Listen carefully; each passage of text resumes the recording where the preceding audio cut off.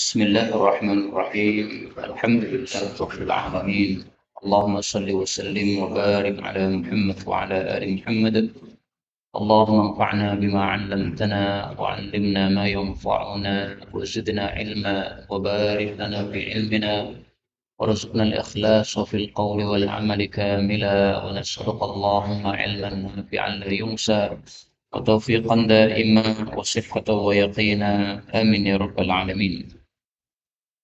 Alhamdulillah kaum muslimin rahimakumullah, kita lanjutkan pengajian kitab Mukhtasar Al-Jami' As-Shaghir dan kita masih membahas huruf alif sampai pada hadis 531. Faqala al-muallif hafizahullah ta'ala wa nafa'ana bihi wa bi'ulumihi fid dharain amin. Qala Rasulullah sallallahu alaihi wasallam, apabila salat ahadukum salah satu kalian ila syai'in kepada sesuatu yasturuhu yang menutupi dia minan nasi dari manusia, fa'arada lalu hendak ahadun seseorang ayyajtaza untuk melewati baina yadaihi di depannya, falyadfa'hu maka hendaklah dia mendorongnya atau menolaknya. Fa'in aba kalau dia enggan, maksudnya nekat lewat, falyuqatilhu maka hendaklah dia memeranginya, maksudnya disuruh menolak dengan lebih keras. Fa'innama maka sesungguhnya tiada lain huwa dia adalah syaitanun setan. Hadis ini qaf yaitu muttafaqun alaih. Hadis ini menunjukkan bahwasanya orang salat hendaklah memasang sutroh. Sutroh yaitu pembatas yang ditaruh di depan dia, sehingga orang lain yang akan lewat bisa bebas dengan lewat. Karena kalau tidak pakai sutroh, maka kasihan orang yang akan lewat. Dia tidak mudah lewat karena harus melewati tempat yang lain. Nah, sutroh ini hukumnya menurut mayoritas ulama adalah sunnah, tidak wajib. Sebagian kecil mengatakan wajib. Kemudian kalau seseorang sudah memasang sutroh, tapi nekat ada orang yang lewat, maka hendaklah ditahan. Menahannya itu bagaimana? Falyadfa'hu. Hendaklah dia menahan, dalam riwayat Imam Muslim, fi nahrih, pada bagian dada atas. Jadi begini menahannya. Dan para ulama mengatakan tidak boleh atau tidak usah kita maju. Jadi posisi berdiri kaki kita jangan berpindah. Kalau sudah kita tolak begini tetapi dia nekat lewat, maka tidak usah kita maju. Kita hanya menolak sesuai dengan posisi kaki kita, tangan dijulurkan. Kalau dia nekat lewat falyuqatilhu, dorong dengan keras. Meskipun sampai jatuh, tidak ada masalah. Kenapa? Karena dia adalah setan. Nah, dia adalah setan ini bukan berarti betul-betul dia itu adalah setan dari kalangan jin, bukan. Tapi maksudnya dia itu mengganggu. Maka disebut apa? Syaitan. Boleh juga dimaknai dia setan itu maksudnya dia dibawa setan. Sebagaimana dalam hadis yang lain Rasulullah mengatakan ma'ahul qarin. Orang yang melewati orang sholat itu bersama setan. Nah, maka karena dia bersama setan, maka seolah-olah dia sendiri adalah setan tersebut. Hadis 532. Apabila salat ahadukum salah satu kalian al-jumu'ata salat Jumat, fala yusalli maka janganlah salat ba'daha setelahnya syai'an sedikit pun. Hatta sehingga yatakallam dia bicara au yakhruja atau dia keluar. Hadis riwayat Tabarani. Hadis ini berlakunya tidak hanya salat Jumat, tapi salat 5 waktu sama saja. Setelah salat 5 waktu, jangan salat sunnah, kecuali sudah melakukan salah satu dari dua. Bicara atau keluar. Bicara ini ada dua macam. Bicara kepada manusia, misalnya kita mengatakan Assalamualaikum kepada teman kita, kemudian kita bertanya gimana kabarnya. Atau bicara kepada Allah, yaitu wirid, tasbih, tahmid, takbir. Keluar ini juga ada dua macam. Keluar dari tempat kita salat, berarti kita geser kanan atau geser kiri, atau geser depan atau geser belakang. Atau kita keluar dari masjid di mana kita salat, pindah ke rumah. dan itu lebih utama. Maka hadis ini semakna dengan sabda Nabi Shallallahu Alaihi Wasallam. Beliau mengatakan, ayajizu ahadukum, ayajizu. Apakah tidak mampu seseorang dari kalian ayyataqaddam aw yata'akhkhar, untuk maju atau mundur, au an yaminih au an shimali, atau geser kanan atau geser kiri, fis shalah, yaitu untuk salat sunnah setelah salat fardhu. Hadis riwayat Abu Dawud. Hikmahnya apa? Kenapa harus geser? Kenapa harus ngomong dulu?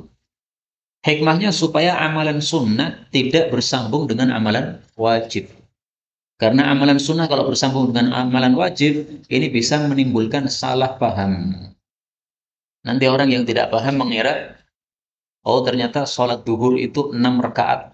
Karena ada orang sholat 4 rakaat, habis itu langsung naik 2 rakaat. Yang melakukan seorang ustaz. Nah, orang yang tidak paham mengira, oh sholat duhur berarti boleh 6 rakaat. Nah, menimbulkan salah paham begitu. Maka antara sholat wajib dengan sholat sunnah adalah dipisah. Dan ini berlaku tidak hanya masalah sholat saja, tapi juga masalah ibadah yang lain. Puasa Ramadan, selesai Ramadan, bolehkah langsung puasa? Tidak boleh. Tanggal 1 Syawal wajib berbuka. Nanti mau puasa silahkan tanggal 2 Syawal, 3 Syawal. Tapi kalau sambung nggak bisa. Nih, Ramadan sambung langsung 1 Syawal puasa. Nggak bisa. Bahkan sebelum Ramadan, 2 hari kita dilarang untuk puasa sunnah. Akhir Sya'ban 2 hari, nggak boleh puasa sunnah. Supaya terpisah antara amalan sunnah dengan amalan yang wajib. Ini hikmahnya. 533. Idza apabila salat ahadukum, salah satu kalian, al-jumu'ata, salat Jumat, falyusalli, hendaklah dia salat, ba'daha, setelah Jumat, arba'an, 4 rakaat. Hadis ini sahih. Riwayat Imam Muslim ya, Hadis ini menunjukkan disunnahkan sholat sunnah 4 rakaat setelah Jumat. Tetapi tidak wajib 4 rakaat. Kalau kita pengen 2 rakaat, boleh. Jadi Nabi punya kebiasaan setelah Jumatan sholatnya 2 rakaat di rumah. Tapi beliau sendiri bersabda, kalau orang sholat Jumat selesai, hendaklah nambah sholat 4 rakaat. Nah, ini sabda Nabi dengan perbuatan Nabi. Sabdanya 4 rakaat, perbuatannya 2 rakaat. Ini tidak bertentangan. Pengkompromiannya adalah kita mukhayyar. Ya. Mukhayyar itu apa? Disuruh milih. Mukhayyar itu apa? Disuruh milih. Kita mukhayyar, disuruh milih. Mau salat 2 rakaat boleh, mau salat 4 rakaat boleh. Kalau salat 2 rakaat sesuai perbuatan Nabi. Kalau salat 4 rakaat sesuai sabda Nabi. Dua-duanya sunnah Nabi. Sudah sering disampaikan ya, sunnah Nabi ada 3 macam. Ada qaul, sabda, ada fi'il, perbuatan, ada iqrar, pengakuan. Ada sahabat melakukan, Nabi tidak melakukan, tapi Nabi mengakui. Itu juga sunnah. Misalnya seorang sahabat Abu Sa'id Al-Khudri mengobati orang sakit dengan Al-Fatihah, kemudian ditiup, sembuh. Nabi tidak pernah mengajarkan begitu, tapi diakui oleh Nabi SAW. Berarti apa? Sunnah. Nah, kalau ada yang sakit silahkan bacakan Fatihah, kemudian ditiup pada tempat yang sakit. Nah, ini pengkompromian antara hadis tentang 4 rakaat dengan 2 rakaat. Kita mukhayyar. Ada juga ulama yang mengkompromikan bahwasanya kalau kita sholat sunnah setelah Jumat itu di rumah, maka lakukan seperti yang dilakukan Nabi, yaitu 2 rakaat. Tetapi kalau sholat sunnahnya di masjid, maka lakukanlah 4 rakaat.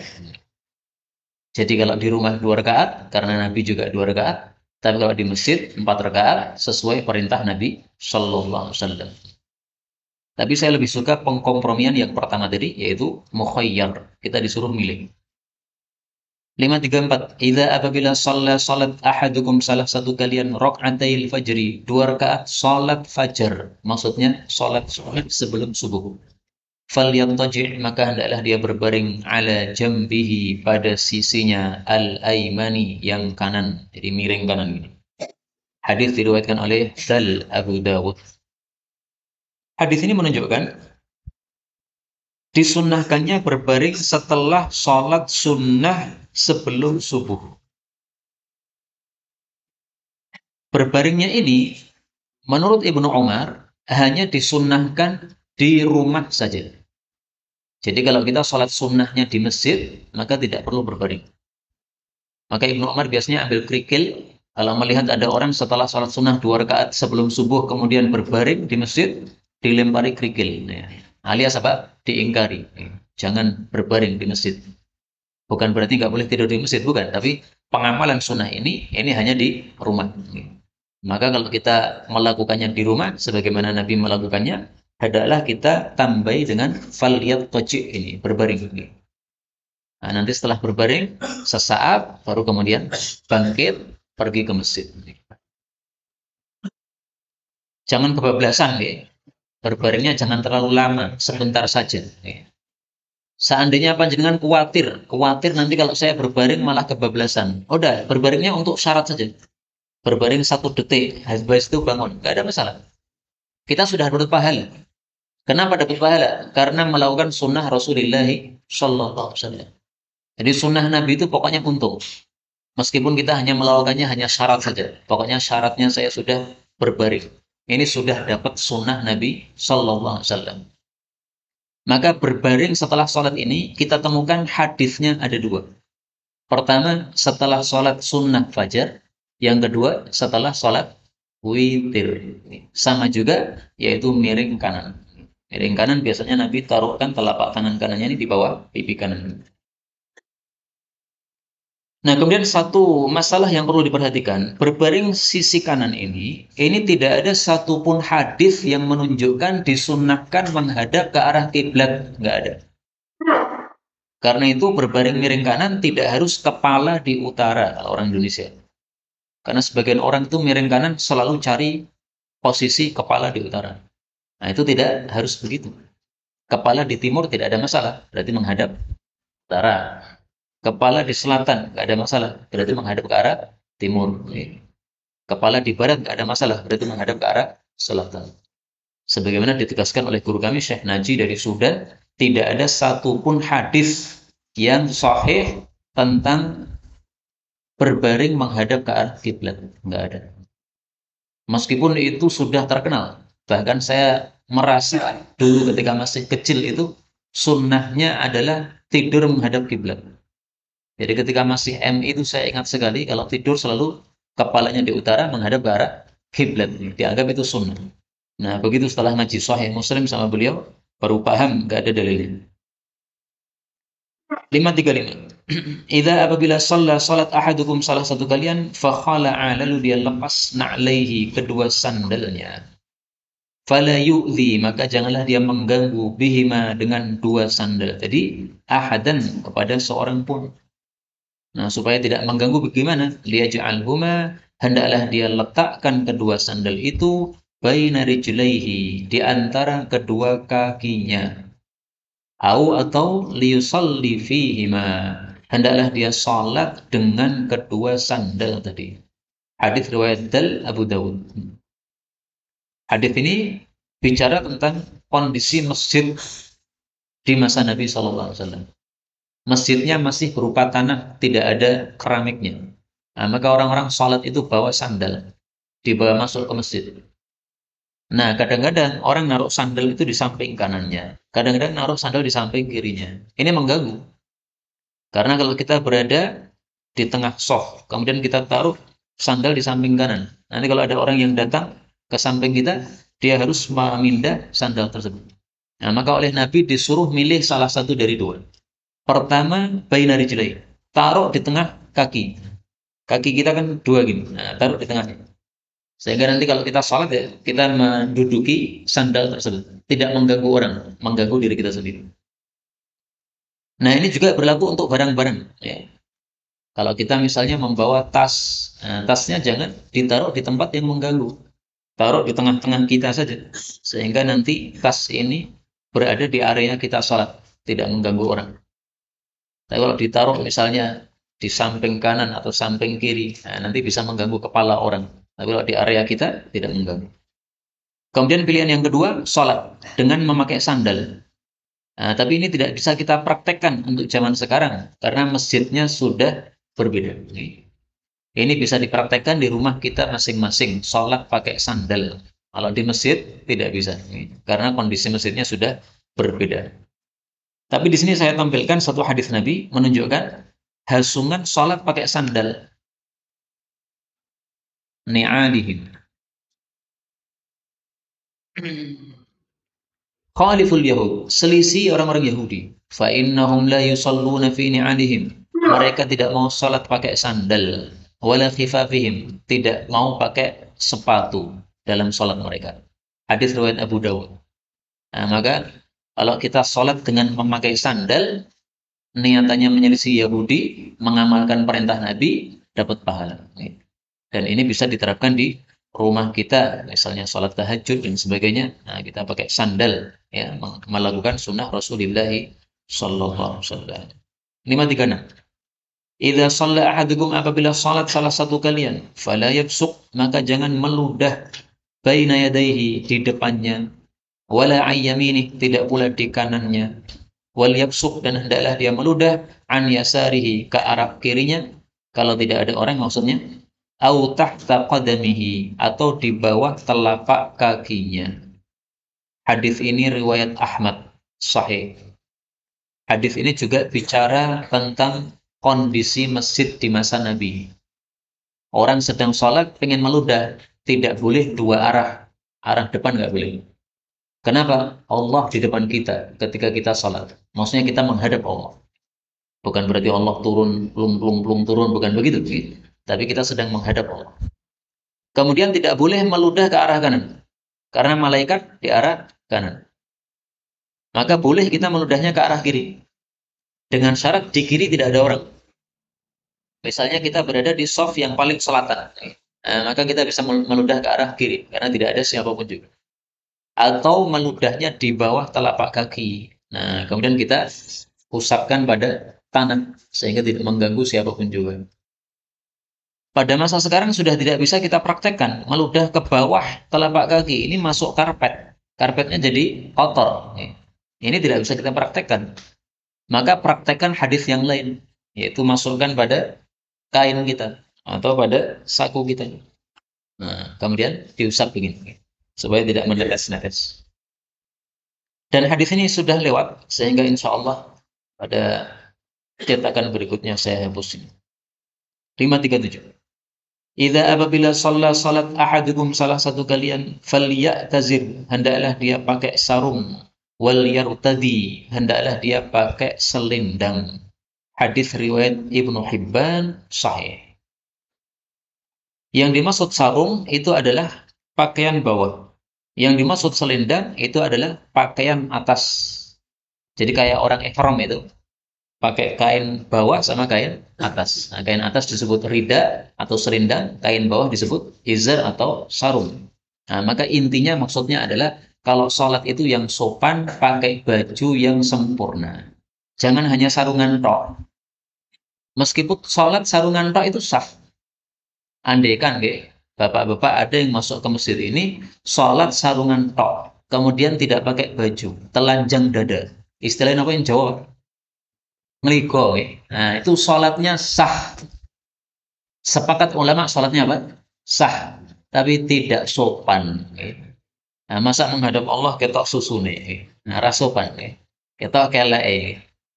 Ini sudah disebutkan oleh Allah dalam Al-Quran. Khudhu zinatakum inda kulli masjidin. Surah Al-A'raf ayat 31. Wahai manusia, ambillah perhiasanmu, maksudnya pakailah bajumu pada setiap kali sholat. Jadi pakai yang sopan. Nah, karena itu tidak bagus seandainya kita sholat pakai kaos oblong. Itu nggak bagus. Meskipun sudah menutupi aurat, tapi belum khudhu zinatakum. Kaos oblong itu bukan perhiasan itu. Itu kaos harian untuk kerja, tidak sepantasnya. 538. Idza apabila salat ahadukum, salah satu kalian, falyabda, maka hendaklah dia memulai bitahmidillahi, dengan memuji Allah Ta'ala, wassana'i, dan menyanjung alaihi, kepada Allah. Thumma kemudian liyusalli, hendaklah dia salawat ala Nabi, kepada Nabi Muhammad sallallahu alaihi wasallam. Thumma kemudian liyad'u, hendaklah dia berdoa ba'du, setelah itu bima syaa, dengan apapun yang dia kehendaki. Hadis riwayat Abu Dawud sahih. Hadis ini bicara tentang tahiyat di dalam salat. Jadi kalau duduk tahiyat jangan langsung doa, tetapi dimulai dengan memuji Allah, yaitu mengucapkan at-tahiyatu lillah wassalawatu wattayyibat, atau at-tahiyatus salawatu tayyibatu lillah, atau at-tahiyatul mubarakatus salawatu tayyibatu lillah. Ada 3 macam ya, semuanya sahih. Nah, kalau sudah memuji Allah begitu, baru kemudian baca tasyahud, baru kemudian salawat kepada Nabi Shallallahu Alaihi Wasallam.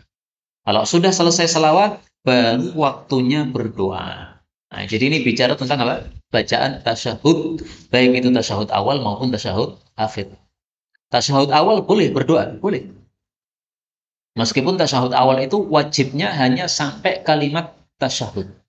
Asyhadu an la ilaha illallah wa asyhadu anna Muhammadan abduhu wa rasuluh. Sudah titik. Sampai di situ sudah selesai. Tidak pakai selawat nggak apa-apa. Tapi seandainya kita tambahi selawat, setelah itu ditambahi dengan doa, nggak ada masalah. Kemudian dari hadis ini kita ambil beberapa faedah. Faedah yang pertama, ada berdoa dimulai dengan memuji Allah. Dan ini sudah diajarkan di dalam Al-Quran. Bismillahirrahmanirrahim. Ini memuji.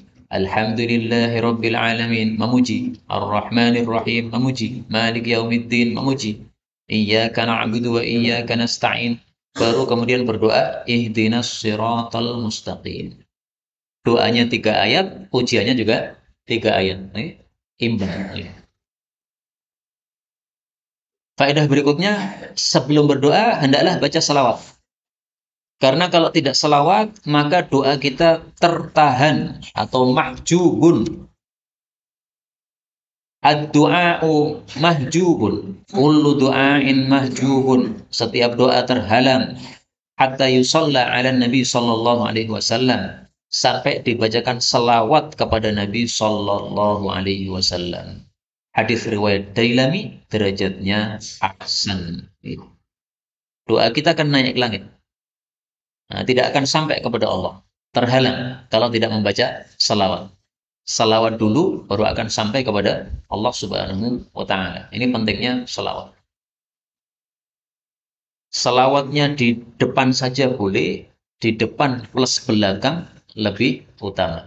Jadi dimulai dengan salawat, ditutup juga dengan salawat. Kemudian hadis ini menunjukkan bima syaa. Di dalam tasyahud kita bebas berdoa apa saja, bima syaa.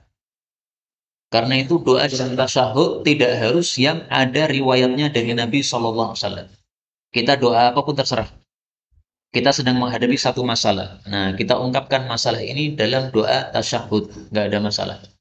Tetapi memang lebih utama pada tasyahud itu kita membaca doa-doa yang ma'thur. Ma'thur itu yang ada riwayatnya dari Rasulullah Shallallahu Alaihi Wasallam. Dan sudah banyak doa-doa yang diajarkan Nabi di dalam tasyahud, sehingga tidak perlu bingung mau baca doa apa. Ya.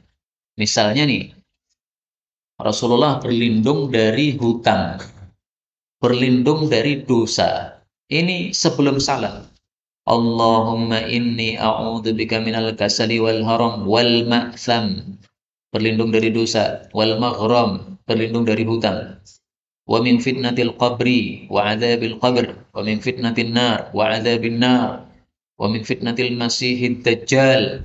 Ini dibaca oleh Nabi sebagaimana riwayat Imam Bukhari dan Muslim sebelum beliau salam. Nah, maka ini ada asar doa-doa yang ma'thur. Ini lebih bagus kita pilih daripada doa yang kita buat sendiri. 539. Idza shalla, apabila salat ahadukum salah satu kalian, falyutimma, hendaklah dia sempurnakan ruku'ahu, rukuknya. Wala yanqur, dan janganlah dia mematuk. Mematuk itu maksudnya salatnya cepat. fi sujudihi dalam sujudnya.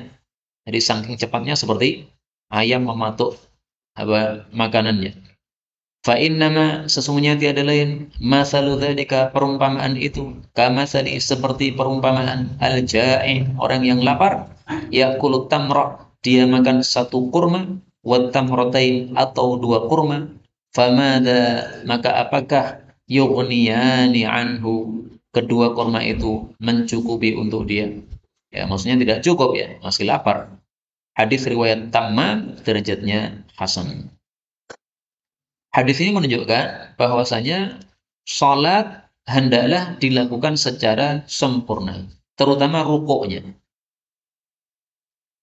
Demikian juga sujudnya berdasarkan hadis yang lain. Karena orang yang paling jelek mencurinya adalah yang tidak menyempurnakan rukuk dan sujud. Nah, maka terutama rukuk dan sujud, meskipun semuanya juga harus disempurnakan, tapi terutama rukuknya dan sujudnya. Nah, maka di sini Nabi melarang wala yangkur.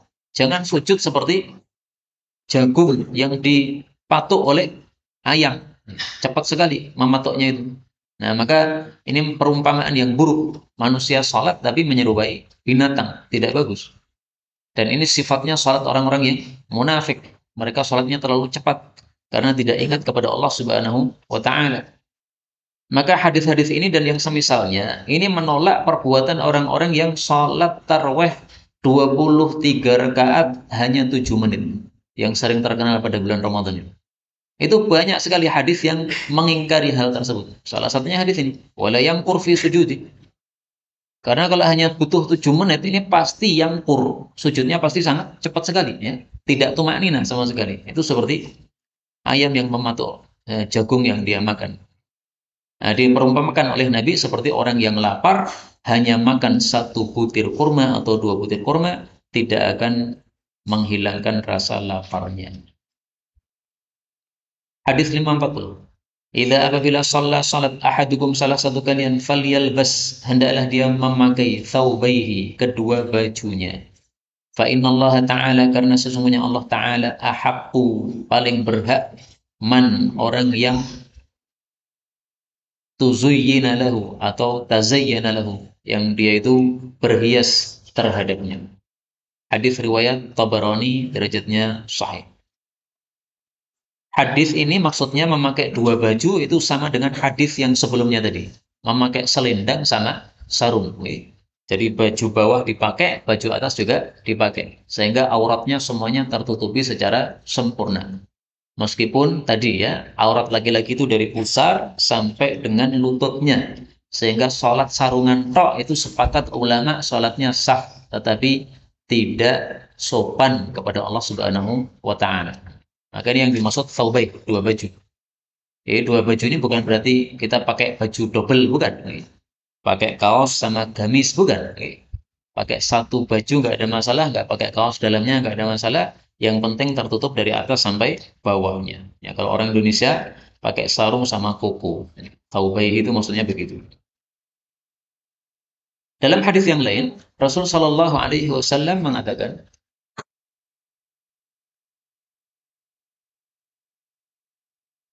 la yusalli ahadukum fi thawbil wahid. Jangan seseorang sholat pakai satu baju.